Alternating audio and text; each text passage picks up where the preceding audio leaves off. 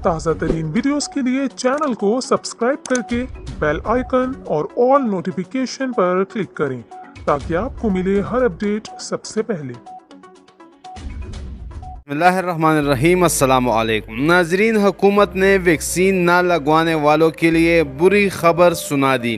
आज की वीडियो में आपके साथ इस खबर की तफसीलात शेयर करूंगा, लेकिन आगे जाने से पहले एक और ख़बर आपको बताता चलूं कि वज़ीर आज़म के माविन ख़ुसूसी डॉक्टर फैसल सुल्तान ने उन लोगों के लिए ये खबर सुना दी है कि जिन्होंने एक वैक्सीन लगवाया है वो दूसरी खुराक के लिए SMS का इंतज़ार ना करें और 4 हफ्ते बाद दूसरी खुराक ले ले। दूसरी जानिब वज़ीर मनसूबाबंदी व तरक्की और ख़ुसूसी इक़दामात असद उमर की ज़ेर सदारत NCOC के इजलास में रावलपिंडी और पेशावर में कोरोना वायरस के फैलाव पर तशवीश का इजहार किया गया है और 1 अक्टूबर से वैक्सीन न लगाने वालों के ट्रेनों में सफ़र पर पाबंदी लगाने का फैसला किया गया है।